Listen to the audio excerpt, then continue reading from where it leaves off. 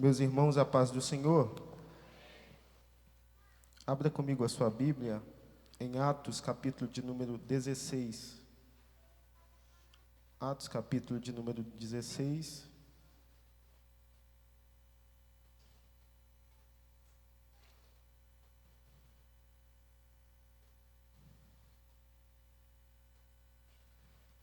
Versículos 25 e 26. Minha gratidão a Deus por esta oportunidade, bem como aos nossos pastores e obreiros que aqui estão.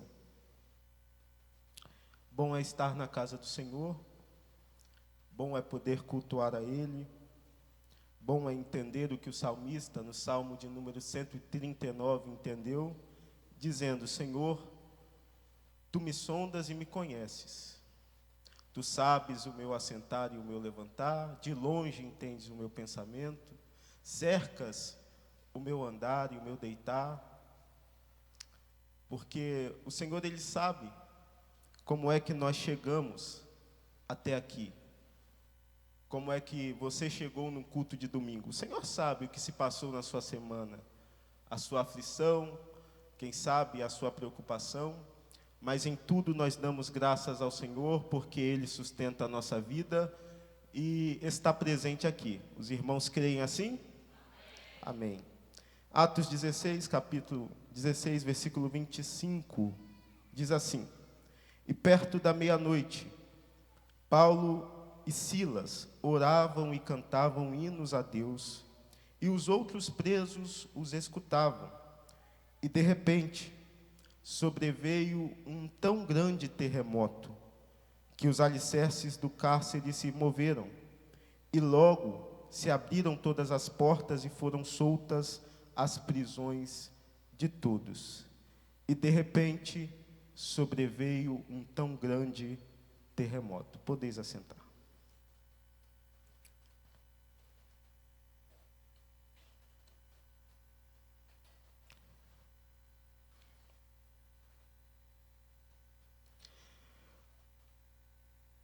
Irmãos, o livro de Atos dos Apóstolos, ele foi escrito por Lucas, autor também do Evangelho de Lucas. Lucas, que foi conhecido e referido por Paulo em Colossenses capítulo de número 4, versículo 14, como o médico amado. E também foi companheiro de Paulo em suas viagens missionárias. E a narrativa deste livro histórico, ele mostra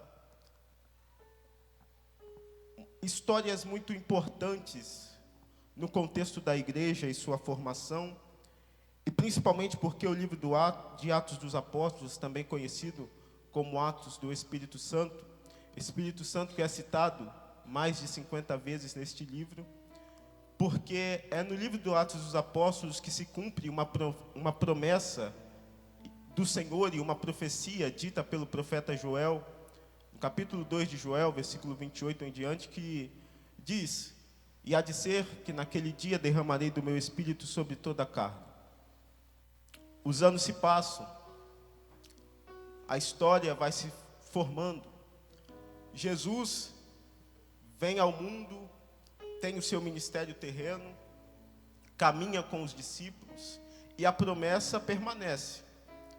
Até que o próprio Jesus, ele, dando orientação a esses discípulos, pouco antes de subir aos céus, ele vai dizer: Ficai em Jerusalém até que do alto sejais revestidos de poder.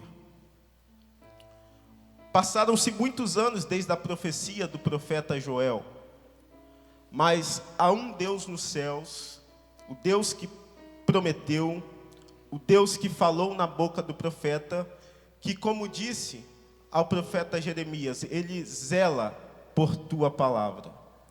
E é por isso que anos e anos se passaram, mas a profecia se cumpriu. Atos dos Apóstolos, capítulo 2. E eis que todos estavam reunidos no mesmo lugar. E de repente, como um som de um vento impetuoso invadiu a casa, e todos foram cheios daquele Espírito, o Espírito prometido há anos e anos atrás. O Deus que promete é o Deus que cumpre, é o Deus que zela por sua palavra.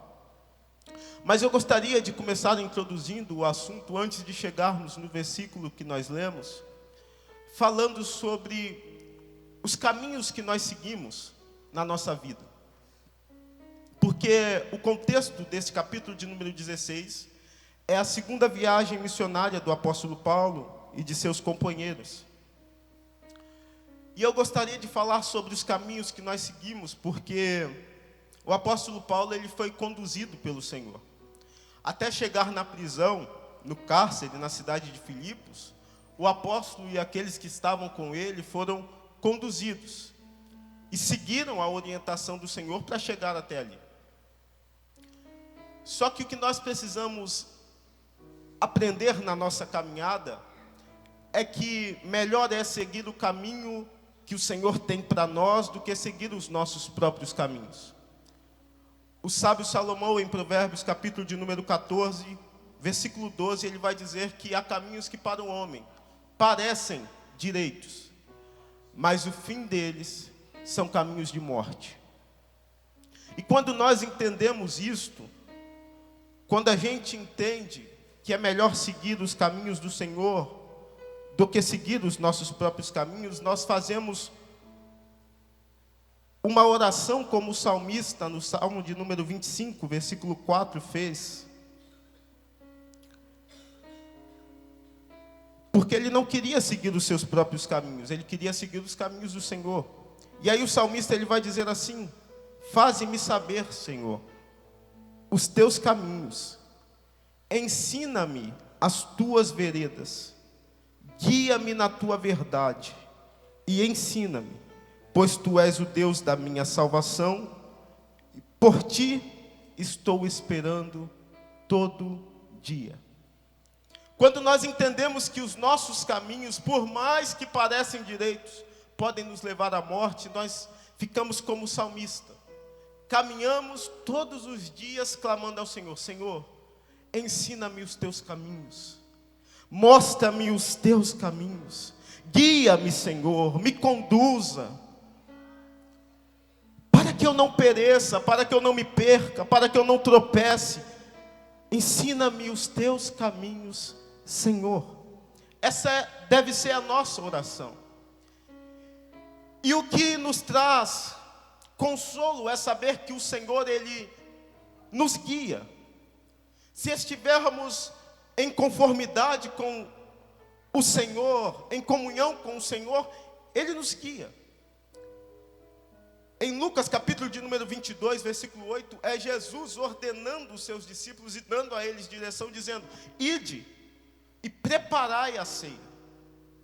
Jesus deu toda a ordenança, a orientação, e os discípulos fizeram como Jesus mandou.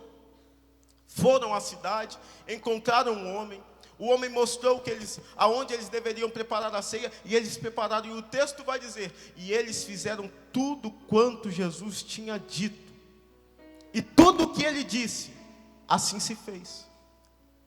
Nós precisamos seguir a orientação do Senhor para caminhar.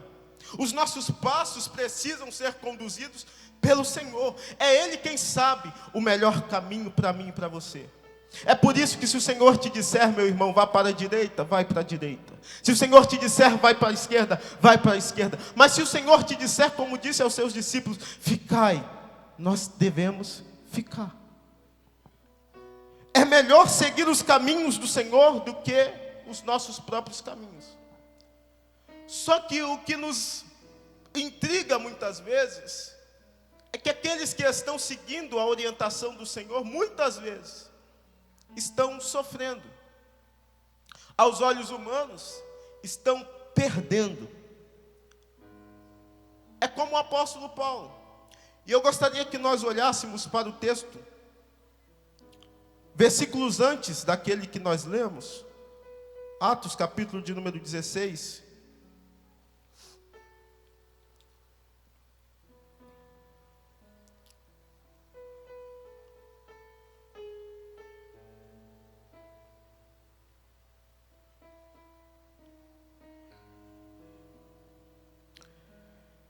Versículo 9.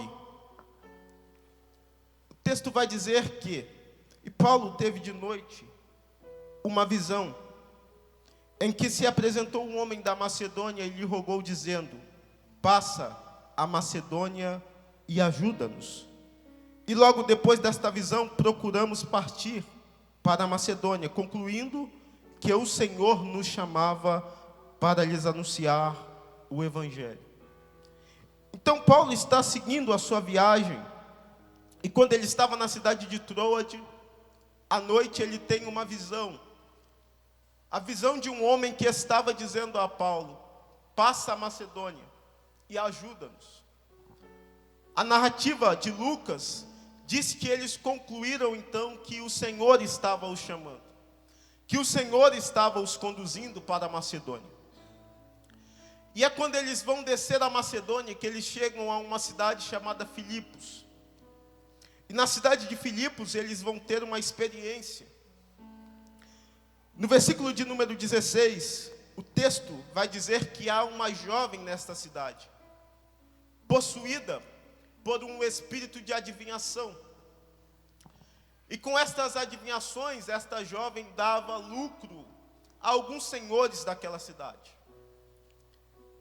E aí os versículos 17 e 18 vão nos mostrar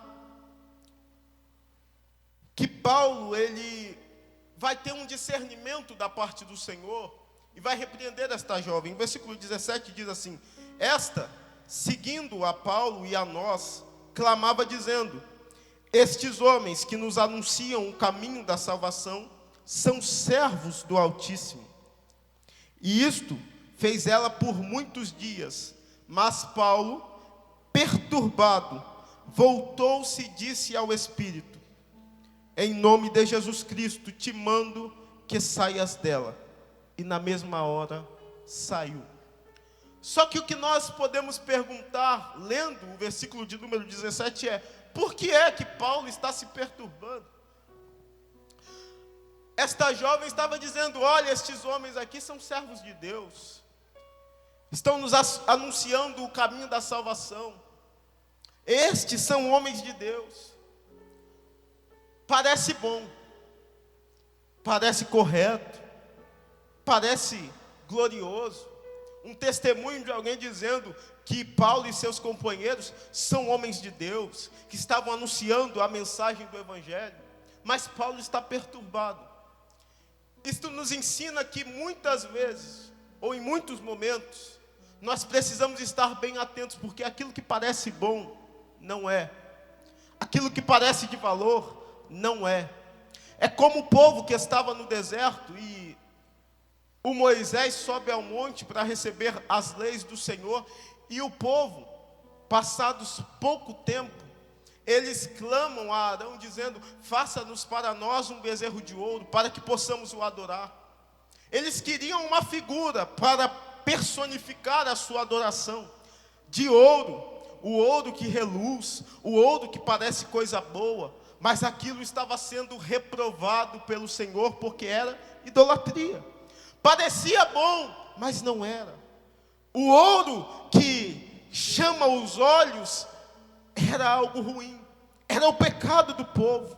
Então esta jovem estava dizendo coisas boas, mas ela estava possuída por um espírito de adivinhação. E Paulo, cheio de Deus, ele está sendo perturbado com esse testemunho desta jovem. E é então que Paulo vai repreender este espírito, dizendo: em nome de Jesus Cristo, te mando que saias dela. E na mesma hora o espírito saiu. Só que é aqui que começa o ponto. Paulo e seus companheiros, conduzidos pelo Senhor, estão ali, caminhando nos caminhos do Senhor. Só que esta repreensão de Paulo, esta libertação, vai fazer com que os senhores que recebiam o lucro das adivinhações daquela jovem pudessem perseguir a Paulo e seus companheiros. Mais do que isso, Paulo e Silas, eles vão ser açoitados em praça pública, receber o castigo por aquilo que fizeram, coisa boa, cumprindo o seu ministério, seguindo a voz do Senhor, sendo conduzidos pelo Senhor, mas estão sendo açoitados, mas estão padecendo em praça pública, tomando açoites. E aí esses senhores vão lançar Paulo e Silas na prisão. E é aí que começa o contexto da onde nós lemos. Só que eu gostaria que os irmãos refletissem comigo em algumas verdades que este texto nos traz. A primeira delas é esta: eles estão conduzidos pelo Senhor, estão seguindo o caminho do Senhor, estão ouvindo a voz do Senhor, mas estão padecendo. Não é porque nós estamos seguindo e estamos ao lado do Senhor que a aflição não vai chegar, que a perseguição não vai chegar, que a escassez não vai chegar, que a dor não vai chegar. Isto vai chegar. O que nós podemos glorificar ao Senhor é que em tudo, seja sofrendo perseguição, seja sofrendo dores, seja sofrendo percas, em tudo o Senhor está ao nosso lado, e Ele vai com aqueles com que Ele está conduzindo. Vai para o deserto, mas o Senhor está contigo. Vai para onde for, mas o Senhor está contigo. Paulo e Silas estão sofrendo açoites em praça pública, por seguir o chamado do Senhor e por fazer o certo. Só que aí eles vão parar na prisão. E a primeira coisa que eu gostaria de destacar com vocês é: não era para eles estarem ali. A prisão não era o lugar de Paulo e de Silas. Não era para que eles estivessem sendo lançados na prisão, com mãos e pés presos. Não era para eles estarem ali. A segunda coisa é que o ambiente que eles estavam, a prisão, não era um ambiente propício para eles fazerem o que fizeram: cantar e orar ao Senhor. Prisão. Haviam pessoas ali que estavam presas com justiça. Quem sabe ladrões, quem sabe assassinos. Aqueles homens que cometeram os piores crimes, ali estavam. Mas no meio daqueles homens estava Paulo e Silas, que, cumprindo o chamado do Senhor e sendo conduzidos pelo Senhor, sofreram uma perseguição e foram parar na prisão. Então não era para eles estarem ali, e o ambiente não era propício. Só que Paulo e Silas, eles tomam uma atitude e têm uma postura que nós precisamos ter em muitos momentos. Porque eles poderiam virar as costas, desistir de tudo e dizer: olha, não era para a gente estar aqui, fizemos o certo, estamos sofrendo, estamos sendo açoitados, estamos com feridas, não quero saber mais de nada. Eles poderiam largar tudo. E por muito menos nós, em nossos dias e as nossas aflições, estamos parando. Estamos deixando tudo de lado. Deixamos de caminhar com o Senhor. Deixamos de cultuar ao Senhor. Desanimamos da fé. Por muito menos, eu e você, muitas vezes, estamos deixando de lado as coisas do Senhor.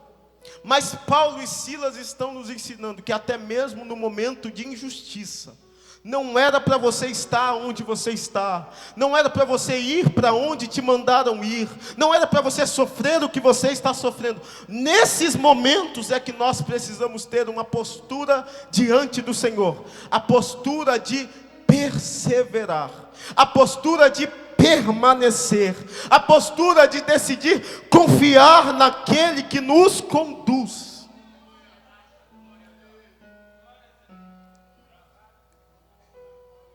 Não era para eu estar onde eu estou, mas eu prefiro continuar com o meu Deus. Não era para acontecer o que aconteceu comigo, mas eu prefiro perseverar em comunhão com o meu Senhor.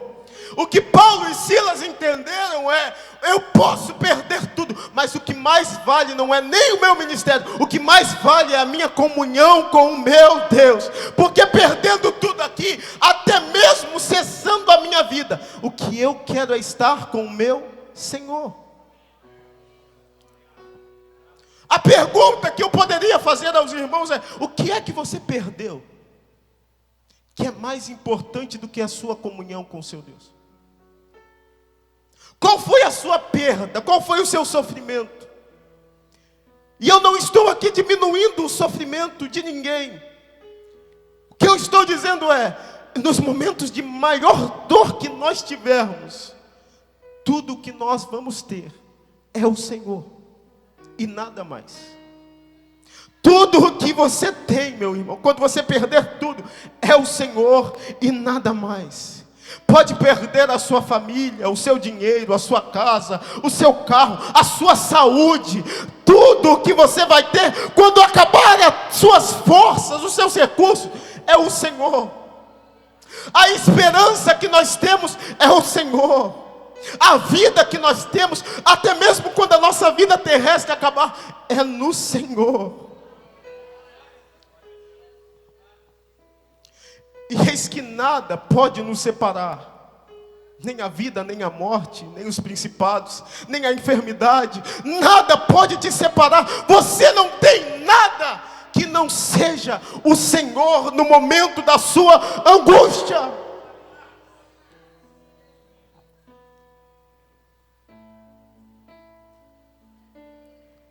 A nossa atitude precisa ser a atitude de Paulo e Silas. Perdemos tudo. Nos lançaram na prisão por fazer o certo. Nos açoitaram. Está doendo. Eu não sei o que eu estou fazendo aqui, por que eu estou aqui. Mas aí entra o versículo de número 25. E perto da meia-noite, Paulo e Silas cantavam e oravam ao Senhor. Só que o que nós precisamos entender é o contexto. E perto da meia-noite, após sofrerem açoites, após serem lançados na prisão, após estarem presos por correntes, Paulo e Silas cantavam e oravam ao Senhor.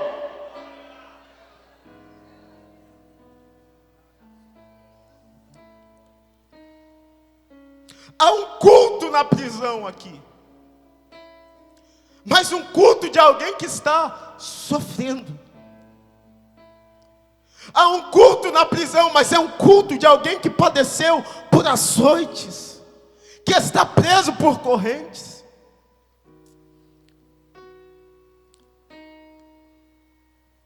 E é clichê dizer isto aqui,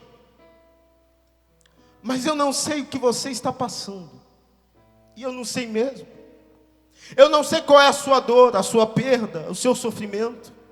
Mas será que hoje nós podemos dizer, ou em postura de crentes no Senhor, que confiam tudo no Senhor, fazer como Paulo e Silas, e adorar ao Senhor, e prestar um culto ao Senhor, e dizer para o Senhor: Senhor, eu estou sofrendo, eu não sei porque eu estou aqui, mas a minha posição não é de te questionar, não é de largar tudo, é de cantar e orar ao Senhor. É de fazer um culto ao Senhor. É como o hino da harpa que diz: os mais belos hinos e poesias foram feitos em tribulação. O seu melhor culto pode ser hoje, no meio do seu sofrimento. O seu maior cântico, a sua melhor oração pode ser hoje, no meio do teu sofrimento. E aí o texto diz que Paulo e Silas estão cantando e orando ao Senhor, e todos os presos os escutavam. Só que o versículo 26, ele é extraordinário. Porque o versículo de número 26 diz que, de repente, sobreveio um tão grande terremoto. Só que o que parece, quando a gente lê o de repente deste texto, é que foi do nada. Do nada aconteceu. Mas o que o texto quer nos dizer não é que foi do nada, porque não foi do nada. O que acontece no versículo de número 26 é a consequência do versículo de número 25. É o resultado do que eles fizeram no versículo de número 25. É a resposta de Deus para o que eles fizeram no versículo de número 25. Então, o de repente não é o de repente do nada, é o de repente da surpresa de Deus para eles. Sabe o que é o versículo de número 26? É a resposta de um Deus que recebeu o culto de Paulo e Silas na prisão. É a resposta de Deus para Paulo e Silas, para dizer a eles que eu ouvi a oração de vocês, eu ouvi o louvor de vocês, eu recebi o culto de vocês, que em lágrimas, que em ferida, que em sofrimento cultuaram, eu estou respondendo ao seu culto. O versículo de número 26 era Deus respondendo a eles. E então, de repente, a surpresa de Deus chegou. Porque imagine, meus irmãos, Paulo e Silas cantando e orando ao Senhor. Eles estavam presos. Por mais que eles confiassem no Senhor, provavelmente Paulo e Silas não estavam esperançosos, dizendo: vamos cantar porque em algum momento as correntes se quebrarão e nós vamos sair daqui. Provavelmente Paulo e Silas estão cantando porque era o que eles podiam fazer, era o que eles tinham para fazer ali. Era isso ou largar tudo. Eles escolheram cultuar. Só que aí Deus surpreende a Paulo e Silas. E a palavra de Deus para você nesta noite é esta: eu posso trazer surpresa quando você cultuar no meio do seu sofrimento. Quem sabe de repente de Deus vai chegar para você quando você em lágrimas estiver dizendo para o Senhor: Senhor, não tenho mais nada, o que eu tenho é o meu louvor, a minha oração, o que eu tenho é o meu culto, o que eu tenho é o meu cântico, eu não tenho mais nada. E aí Deus de repente vai fazer algo extraordinário na tua vida. E de repente sobreveio um tão grande terremoto. E o que Paulo e Silas poderiam não estar esperando aconteceu. E os alicerces do cárcere se moveram. E as portas foram abertas. E foram soltas as prisões de todos. Sabe o que é lindo aqui? É que Paulo e Silas são os únicos que cultuaram. Mas o resultado do culto de Paulo e Silas alcança a todos. O resultado do culto de Paulo e Silas alcança a todos. Quem sabe você é o único ou a única no meio dos teus, no meio da tua casa, que tem força para cantar, que tem força para orar, que tem força para buscar, mas o resultado, a consequência, a resposta de Deus vai chegar para você, vai chegar para o teu filho, vai chegar para o teu marido, vai chegar para a tua esposa, vai chegar para a tua casa. E foram soltas as prisões de todos. Imagine os presos. Ora, Paulo e Silas estão cantando e orando, e eles dizendo: o que esses homens estão fazendo? O que esses homens estão arrumando? É perto da meia-noite, presos, açoitados, com correntes nas mãos, nos pés. O que é que eles estão fazendo? Mas no versículo de número 26, de repente, as prisões não é só de Paulo e Silas, é de todos. E aí eles olhando uns para os outros: o que é que está acontecendo? Como é que isso aconteceu? O que é que eles fizeram para isso acontecer? Quem sabe o resultado do seu culto vai fazer com que estão ao redor vão se perguntar: como isso aconteceu? Mas é o resultado de uma vida que se prostrou em adoração, em culto, em oração, em cântico ao Senhor, quando tudo estava perdido. E o Senhor responde. A mensagem de Deus para nós esta noite é que Ele ainda é o mesmo. O nosso Deus ainda recebe o culto no sofrimento. O nosso Deus ainda recebe o culto em meio às lágrimas. O nosso Deus ainda recebe o nosso louvor quando nós estamos sofrendo. Ele ainda ouve a nossa oração quando tudo está perdido. O que nós precisamos é fazer como Paulo e Silas, escolher perseverar no Senhor, escolher continuar, escolher permanecer. Nós não temos nada mais do que isso para fazer. Persevere, continue, persevere, continue. Deus está nos dizendo esta noite: te perseguiram, persevere, continue. Te lançaram na prisão, persevere, continue. Te açoitaram, persevere, continue. Você perdeu tudo, persevere, continue. Porque há de ser que o versículo 26 vai chegar para você também.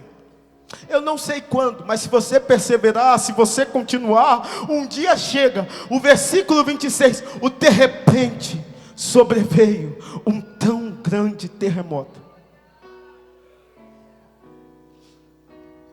E eu quero encerrar dizendo, porque a gente fala de terremoto, a gente fala do mover do chão, das paredes, dos alicerces.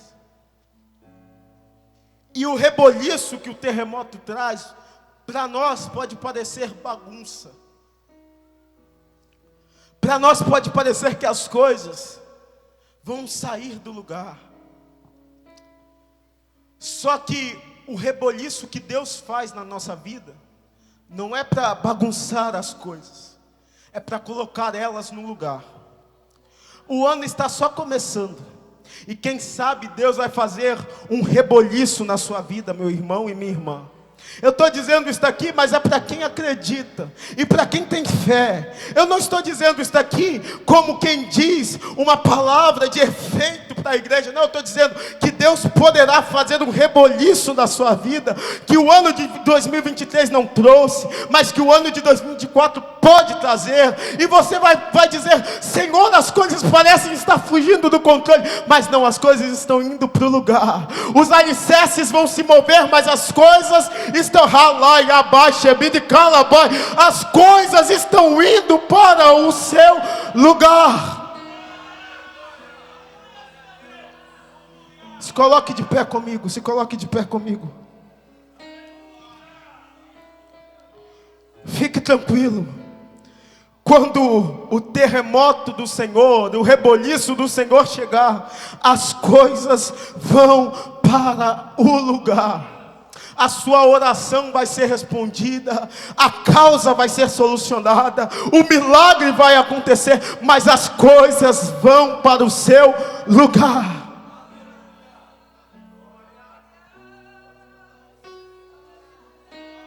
Ministério de Música vai cantar.